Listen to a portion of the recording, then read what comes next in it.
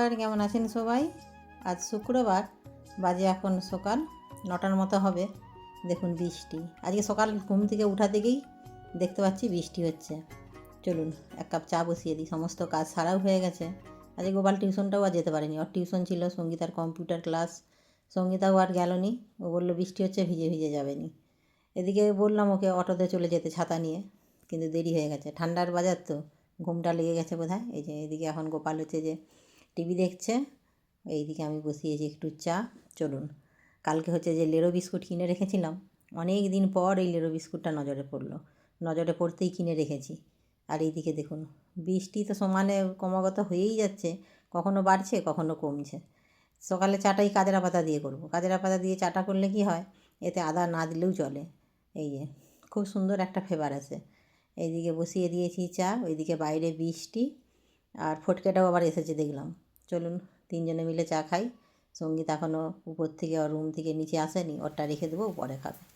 এদিকে মেঘের যা অবস্থা, পুরো মেঘ কালো হয়ে ঘোর হয়ে আছে, মনে হচ্ছে যে আজকে সারাদিনই পুরো বৃষ্টি হবে। একদম পুরো মেঘ পুরো ভার হয়ে আছে, কত বৃষ্টি যে জমা আছে মেঘের মধ্যে কে জানে। চলুন, বাইরে বৃষ্টি আর হচ্ছে যে এই রান্নাঘরের ভেতরে চায়ের সুগন্ধ, যেন একটা অদ্ভুত একটা মানে আলাদা রকম একটা টান চায়ের প্রতি। আজকে চাটা করলাম ওই লেরো বিস্কুটটা দিয়ে, এই লেরো বিস্কুট দিয়ে চা খেতে বেশ ভালো লাগে। চলুন চা খেয়ে গোপালকে একটু বই পড়তে বসাই, টিউশনটা যেহেতু গেল নি, বাড়িতে একটু পড়াটা করিয়ে দিই, তারপরে স্নান টান করে রান্নাবান্না করব। এই যে ফটকেও এসেছে, ফটকেও তাই চা খাবে, তাই ফটকের জন্য একটু চাটা ছেঁকে নিলাম। আর এই যে পুরো এসের আকারে, তখন আমরা ছোটোবেলায় প্রচুর খেয়েছি এই বিস্কুটগুলো, এসের আকারে, তারপরে সেই লম্বা লম্বা পটের মতো গোল গোল চৌকো চৌকো বক্সের মতন। চলুন, গোপাল এখন এই বিস্কুটটা খায়নি, আজকে প্রথম খাবে, কি বলে দেখি। এই যে লেরো বিস্কুট দিয়ে চা, কেমন লাগছে ফটকে? ভালো। এরকম খেয়েছো আগে লেরো বিস্কুট? হেভি লাগে লেরো বিস্কুট দিয়ে চা। একটা খেলে জল খেলে পেট ভরে যাবে।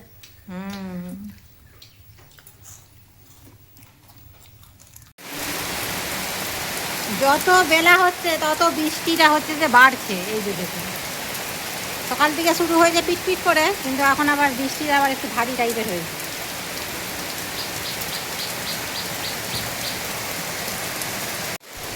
এই বৃষ্টির কারণে হচ্ছে যে বাজারও আর যাওয়া হয়নি, সকালবেলা পিটপিট করে পড়ছিল, কয়েকদিনই বৃষ্টি, টুকটাক এই কেঘাট থেকে দিয়ে, তারপরে গাছের এটা ওটা দিয়ে, তারপরে এই ডিম সোয়াবিন, তারপরে হচ্ছে যে মাংস, এইভাবেই রান্না হয়েছে। তো আজকে রান্না করবো, ওই যে ওখানে বালতিটা আছে, বালতিতে 3টে ট্যাংরা রয়েছে, ট্যাংরাগুলো গোপালকে রান্না করে দিতে হবে। আর একটু হচ্ছে যে কুচো চিংড়ি রয়েছে ফ্রিজে, আর কচু রয়েছে, ভাবছি ছাতে পুঁই শাক আছে, একটু পুঁই শাক নিয়ে এসে রান্না করবো। চলুন পুঁই শাকটা নিয়ে এসে বৃষ্টিটা একটু খেয়ে জিনিসটা তারপরে রান্না করবো। এই যে গোপালবাবু ট্যাংরা ধরে রেখেছে, কটা আছে? 3টে। এই যে এই 3টি ট্যাংরা ধরেছে, আর একটা ফ্রিজে আছে। ফ্রিজে আছে, আবার ফ্রিজে ট্যাংরা রেখেছিস? কোথায় ধরেছিস? মাঠে। মাঠে ওই করছে। এটা বিশ্বনাথে গেছি ধরেছি, হ্যাঁ। একটা রেমনি গেছি সেটা তো ধরেছি, আর এটা আচ্ছা, এই 3টে কী করে দেবো তাহলে? ট্যাংরা, বাড়ি গেল। ট্যাংরার বাটি ভাজা খাবি? চলুন, এই ট্যাংরাগুলো তাহলে গোপালের জন্য হবে বাটি ভাজা। আর একটু ছাদ থেকে পুঁই শাক নিয়েছি, নিয়ে এসে রান্নাটা বসাই। বৃষ্টির মৌসুম, খিচুড়ি করলে হতো, তবে আজকে আর খিচুড়ি করার ইচ্ছাটা নেই। পুঁই শাক নিয়েছি, সব একসাথে বেছে ফুটে ধুয়ে নেবো একবারে। এই যে বৃষ্টি থামার নাম নেই, আজকে আর বৃষ্টি থামবেও নি। এদিকে কলমি শাকগুলোও খেতে হয়ে গেছে, তবে আজকে থাক, পুঁই শাকটা যেহেতু করবো, কলমি শাকটা আজকে আর করবো নি। এই যে পুঁই শাকগুলো দেখুন দারুণ সুন্দর হয়েছে, একটা ডগ কেটে নেবো। আইলা, এদিকে আবার কি হচ্ছে? এদের টিপ টিপ বর্ষা পানি, হ্যাঁ ভিজবি, শরীর খারাপ করবে যে। আরে বদমাসির শেষ নেই।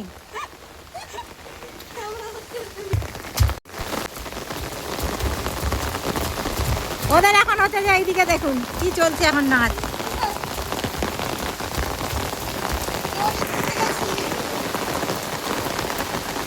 এই বাঁদর দুটো এখন নাচ করছে, নাচ।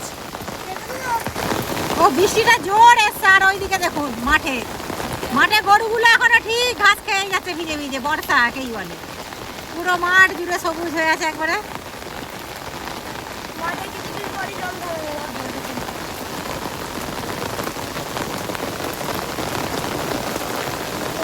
পুঁই শাকটা কেটে দে একটা ডব। হ্যাঁ না, ওটা নয়, ওটা ছোট, বড় দেখে একটা ডব গাছ। সেই দিকে চলে গেছে দেখ, সেই দিকে, ওই যে জবা গাছের দিকে চলে গেছে, জবা গাছের উপর দিয়ে গেছে দেখ না। হ্যাঁ ওটা টান টান, আগে টান, কাটবি নি। হ্যাঁ ওখান থেকে, গোপালের হাতের কাছ থেকে। ওই যে ওরা দুজনেই এখন কেটে দিচ্ছে পুঁই শাকটা।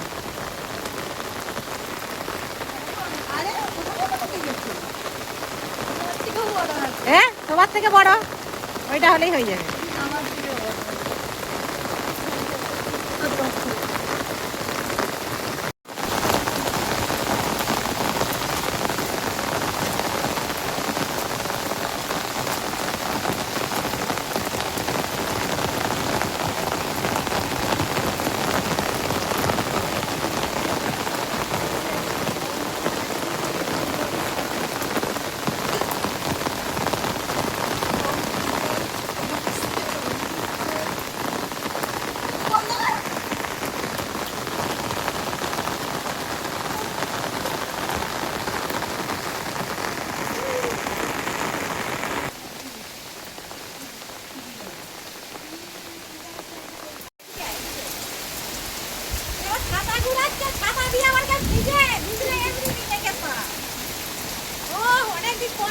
ভালো লাগছে।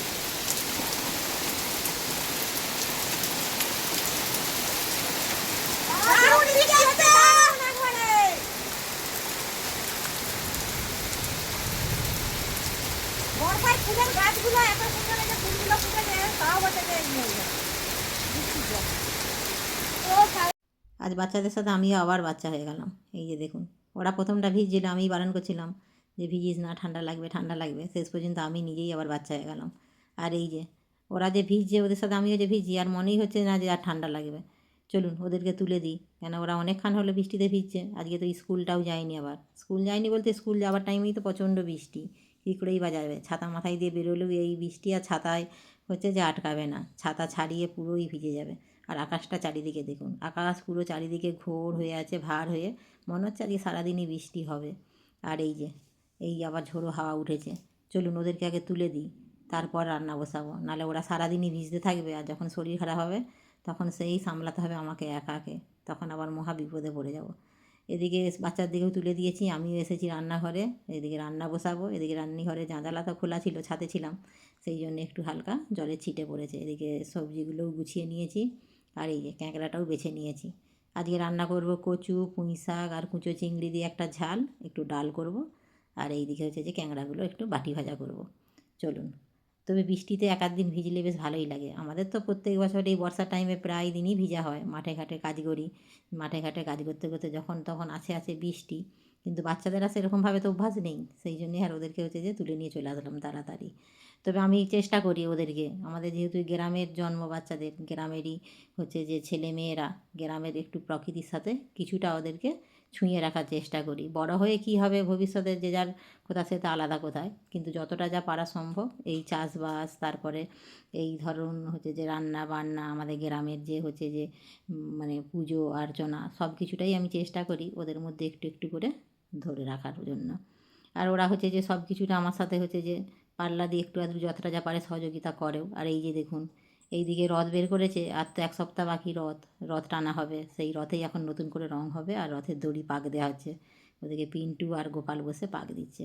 ওদিকে রান্না হয়ে গেছে, এবার এই ক্যাঁকড়ার বাটি চচ্চড়িটা হলেই হয়ে যায়। এই যে ফোড়নে একটু জিরে আর পেঁয়াজটা দিয়ে দিয়েছি, এবার তার মধ্যে সমস্ত মশলা আর ক্যাঁকড়া দিয়ে একসাথে একটু নাড়াচাড়া করে একটু জল দিয়ে দেবো, তারপরে ধিমি আঁচে বসিয়ে রাখবো, তারপরে বসে বসে হবে। এটাই হবে হচ্ছে যে গোপালের কাঁকড়ার বাটি ভাজা। চলুন একদম শুকনো শুকনো হলেই নামিয়ে নেবো। এই যে দেখুন হয়ে গেছে, এবার নামিয়ে নিলেই হয়ে যাবে। চলুন তাহলে ভিডিওটা তাহলে আজ এখানেই শেষ করছি। কেমন লাগলো অবশ্যই জানাবেন। আপনারা সুস্থ থাকবেন, সাবধানে থাকবেন। দেখা হবে অন্য কোনো ভিডিওর সাথে। আর যদি ভালো লাগে একটা লাইক করে দেবেন, আর যদি ইউটিউব থেকে দেখে থাকেন চ্যানেলটা সাবস্ক্রাইবার করে দেবেন।